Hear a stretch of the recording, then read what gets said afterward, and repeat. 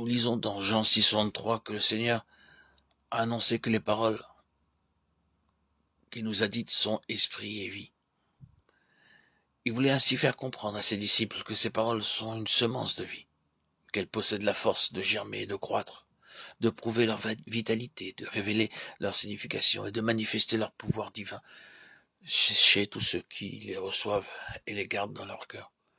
Son but est de prévenir en eux le découragement auquel ils étaient prêts de céder lorsqu'ils ne le comprenaient pas tout de suite. Comme ces paroles sont esprit et vie, elles ne s'adressent pas à l'intelligence mais à la vie de l'esprit. Apportées par la puissance de l'esprit invisible, elles pénètrent au-delà de la pensée jusqu'aux sources mêmes de la vie.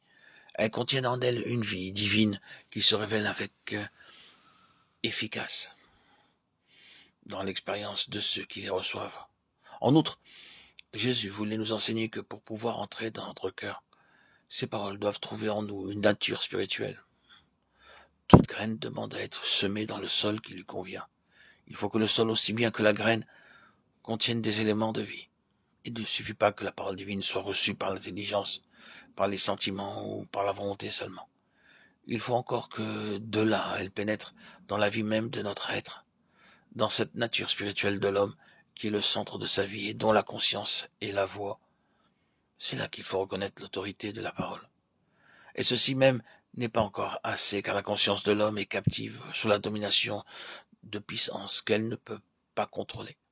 Ce n'est donc que l'Esprit de Dieu, l'Esprit que Christ est venu nous apporter, qui pourra, en devenant notre vie, même recevoir et assimiler les paroles divines et nous en faire réaliser la force.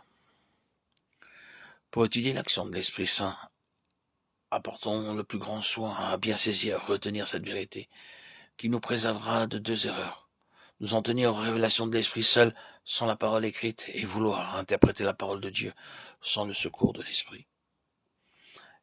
Examinons la première de ces erreurs, celle de ne vouloir que l'enseignement de l'Esprit, sans la parole. Dans la Sainte Trinité, la parole et l'Esprit sont un avec le Père. Il en est de même pour les paroles inspirées de l'Écriture. Le Saint-Esprit a donné un corps aux pensées de Dieu par la parole écrite, et c'est pour nous en révéler le sens et la force qu'il vient demeurer dans notre cœur. Si vous voulez être remplis de l'Esprit, soyez remplis de la parole. Si vous voulez que la vie divine de l'Esprit se développe en vous, qu'elle acquiert force et puissance dans tout votre être, soyez riches en connaissance de la parole. Si vous voulez que l'Esprit vienne vous rappeler à propos, vous citer avec une divine précision les paroles de Jésus pour répondre à vos besoins, que la parole de Christ demeure en vous. Si vous voulez que l'Esprit vous révèle la volonté de Dieu dans toutes les circonstances de votre vie, qu'il vous signale entre divers commandements qui paraissent se contredire celui que vous devez suivre, vous le suggérant au moment opportun. Oh, que sa parole vive en vous, afin qu'il puisse s'en servir. Si vous voulez que la parole éternelle soit votre lumière, il faut que la parole écrite soit gravée dans votre cœur par le Saint-Esprit. Les paroles que je vous dis sont esprit et vie. Recevez-les donc, faites-en provision. C'est par elles que l'Esprit révèle sa présence et sa vie.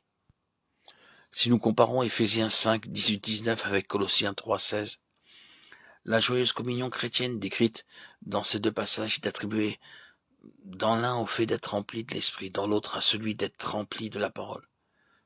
Cherchons donc à posséder également l'Esprit et la parole, l'un autant que l'autre.